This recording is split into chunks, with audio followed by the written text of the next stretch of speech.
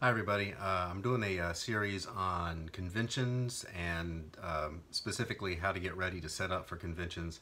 And I had a question about merchandise, and I have seen all the comments people left in the first video, so I'm going to kind of go through them here and there. And if I touch on uh, your question, but I don't fully answer it, feel free to leave a message in the comments. But walking around conventions, you see people, I know somebody mentioned they were going to get buttons to sell because they sell well. A question about prints. So typically there's, for every piece of merchandise you have as an artist, there are different price points. People that don't have a lot of money to spend may buy a button or two. People with a little more, well, people with a lot will buy a lot. Commissions or original art. Kind of in the middle is prints.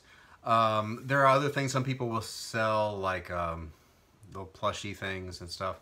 The thing you have to be careful about with Artist Alley is that some Artist Alleys, if you set up and your table is more merchandise than art, some conventions they may say, oh, well, you really should get a dealer table because you're selling merchandise. I don't know how many I don't know how many conventions really enforce that, but if you're going to set up an artist alley, typically the expectation is from your table neighbors and people going there that you're an artist and you're there to sell original art and prints and things. Now you can kind of diversify a little bit here and there, but just be aware that if you're in artist alley, definitely experiment with different types of things, because the more things you have available, the more you'll sell.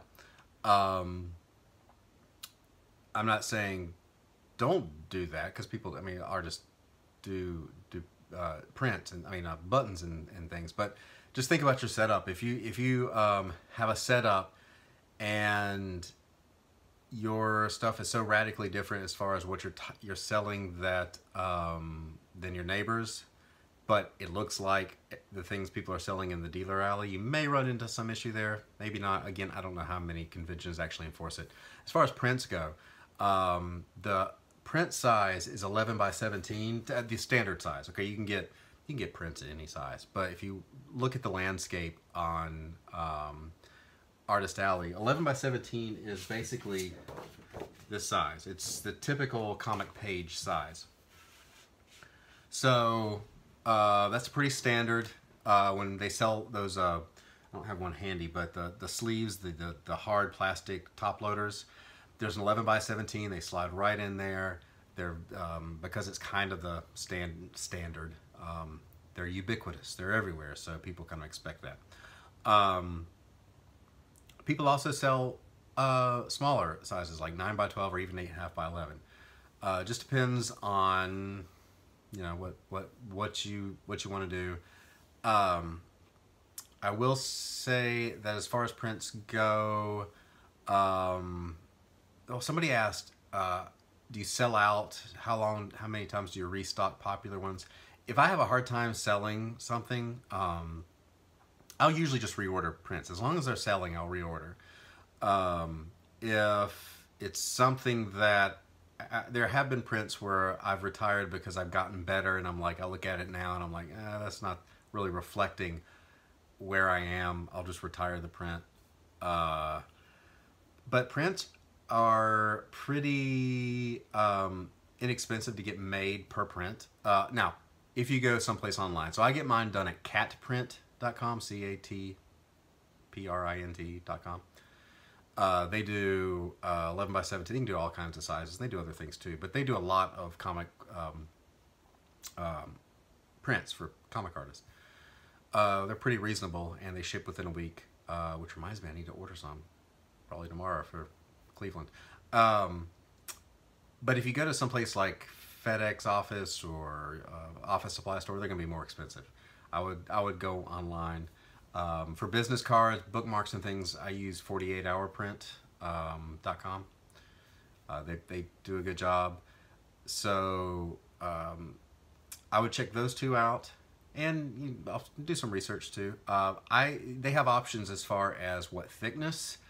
I think it's glossy light cardstock at 11 by 17, but they have different options there. So you can experiment with it.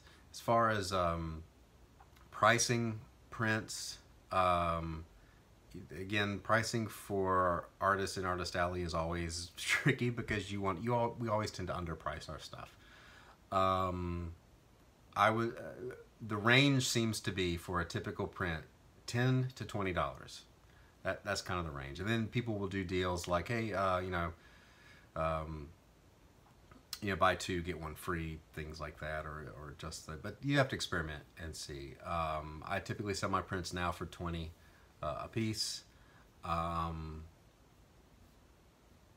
which is, I think, seems to be kind of the standard. So as far as the items that you sell on the table, definitely, try buttons. I've never done buttons. I know people who have, but I would say try that. If you have your books, art books, sketchbooks, comic books you've worked on, have those. Prints, other original art that you just have out and then doing commissions. That's kind of the prints, art, book, the original art things. Those kinds seem to be the standard of what people sell and look for in Artist Alley. So I don't know if that helps. I hope it does. I was trying to think of any other types of things. I will say with the prints, and I'm going to do a different video on just the setup, because I want to have some